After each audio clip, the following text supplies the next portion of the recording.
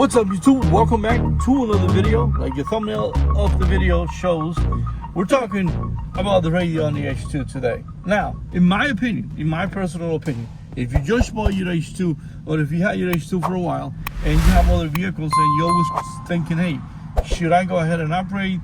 Should I keep the stock radio?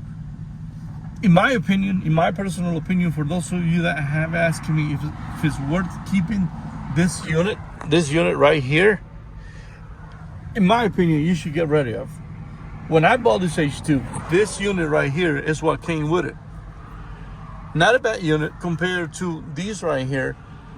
The reason why it's a little bit better, obviously, it's an aftermarket unit. This one here, as you can see, had the USB option to go ahead and plug in your iPhone. This was only compatible if you wanted to control the music and everything here. This USB port was only compatible with iPhones or all iPods, and then the usual 3.5 millimeter auxiliary port. Now on this unit right here, I could have gone with a Bluetooth dongle. The reason why, a little while ago, I said, you know what, I want to get rid of this. I'm not going to go for an aftermarket full-on GPS unit. Yeah, it's because I almost got this one for free, the one that I have right now on the H2. This one came off of an 06 H2 SUT. I wanted to test out the Bose system with this head unit. My H2 has pretty much everything Bose, including the Bose amp underneath the center console. The 4 speaker doors, they're like Hertz speakers, but still sounds really good. The tweeters, I made a video at the very beginning of the channel. I made a video when I went ahead and I replaced the tweeters. Not replace it, but I went ahead and put both tweeters, the OEM ones, on the H2. These guys right here. So one of the main reasons, again, I went ahead and put these on is because I pretty much got it for free. It was locked when I had it. After I went ahead and unlocked it, I went through a little bit of hustle to make it work with my current setup on the H2 because it wasn't compatible. It only took a little bit of time. It only took about a week or so after I realized that it was going to be too much of a hustle for me to have a lot of use out of this head unit. One thing you can do to these radios is, if you have the XM module underneath the glove box on the passenger side, if you have the XM module hooked up to these radio, you can buy a dongle online that will plug into the XM module, and then it'll have a plug that you can plug in your phone. What you're gonna have to do is you're gonna have to go on the radio, go to XM2, and with that dongle that you just plugged in to the XM module, now any music that's on your iPhone, has to be iPhone, not Android, you can pretty much see it on the radio, and you can also control the music and everything through the knobs on this unit. Now, we all know that's a little bit old. Another option that I had, and which I've used for a while, was a little base that I had right here on top of the AC vent, where I would put my phone. And at that point, I thought maybe I just gonna keep the H2 stock and then use my phone on that little base with Google Maps or whatever. But we all know it's just not up to today's standards, especially when I jump to my wife's car, or if we go on a Model Y, where you have fully on screen integrated GPS and everything. So yes, in my opinion, you should go ahead and get rid of this unit.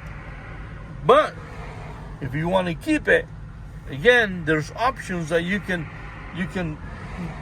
use this right here as is. One of the things you can do, if you want to keep it, like I said, in my opinion, it's not worth keeping it. But if you want to keep it, what you can do is you can add a backup camera. Yes, you can have a backup camera on this unit right here. Now, the cable that you need to make that happen is pretty much non-existent. It is really hard to find online, and if you do find it, it's going to be a used cable.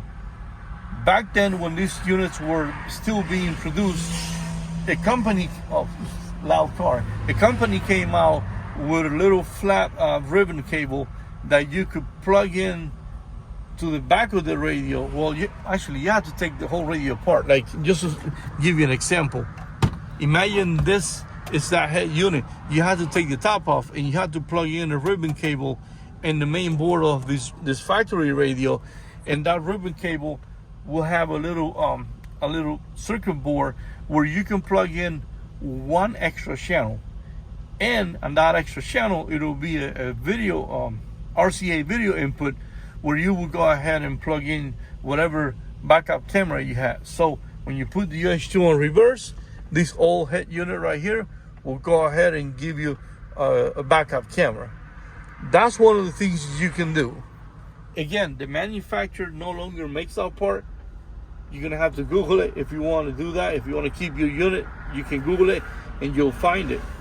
Another thing you can do, you can also add Bluetooth to the H2 without getting rid of this unit. The way you do that is this guy right here. Again, I have an 04 H2. My OnStar is dead. The reason why this is not even red right here is because these right here is from an 06 or an 07, I believe. This is from an 07, what's it called? H2, and this is not fully programmed to my truck. The one I had to get rid of because the light was red. This is a 2004, was a 2004 unit. And for those of you that don't know, the signal on these was discontinued a long time ago. But anyways, if you get a hand of a newer unit that fits in here, but it has a Bluetooth dongle on the back, you can go ahead, take this one out, put the newer unit in here, and what's going to happen is, once you put the new unit in there, you can activate the Bluetooth by hitting one of the buttons on the steering wheel, and you're still going to have the ability to use the Bluetooth. You don't need to have OnStar activated. You cannot activate OnStars on these vehicles anymore, but at least you're going to have Bluetooth on the H2 stock. You don't have to be doing any crazy modifications or anything like that. So, one, if you get the dongle, you still get a backup camera on this unit. Two, if you want to use add USB, if you want to use add Bluetooth, you still can do that going with a newer unit. I don't remember the specific year, but I think starting at 07. Don't quote me on that, but there are some of these OnStar units that have a little dongle on the back. They're all over eBay. Make sure that you get the right one that says Bluetooth. If that one has Bluetooth, all you need to do is plug it in, and at least the Bluetooth should work. You can also see the Bluetooth number, I think, on the dash right there. So, aside from that, there's pretty much nothing else you can do. And again, that's why I said, in my personal opinion, you should go ahead and replace it with whatever unit is that you choose. The maps on these units are outdated. As far as I know, let me show you how things work. This is the DVDs that you gotta put on these head units. And that's another thing that I don't like. On these right here, you only have one CD slot, like one right here. You can't put DVDs on this unit. How to make that the DVDs display? That is something that is possible, but again, it's something it's not worth looking up anymore. There was a couple of companies back then that will unlock the radio. Not only they will unlock the radio, you have to take the unit out, send it to them, and they'll send it back to you. The reason why you had to send it to them is because you had to change the DVD reader. The DVD reader that's in here, I believe, is not capable of reading video. You can't read a DVD because these maps are a DVD format. But in order for you to display video on this, you had to send this unit back to a couple of companies that used to do it back in the day. That's not the case anymore. Other than that, it's pretty much it. This DVDs need to be inside the what's it called? Inside right here in the slot all the time if you want to display any maps on it. And the newest one you can get is 2012. I believe the ones that I have might be 2006. Is out of the two DVDs that I have is 2006. And again, it's not worth it anymore. But if you want to keep the H2 on a stock form, be more than happy to keep your head unit. This sounds really nice. I can't show you because the video will get demonetized. I don't have I'll probably burn a CD later on with non-copyright music to show you. But other than that, guys, in my personal opinion, you should go ahead and get rid of this unit. There's also nowadays these big units from China available where they pretty much take all the space right here and will give you a big screen with an Android OS that's going to be connected to a lot of things on the H2.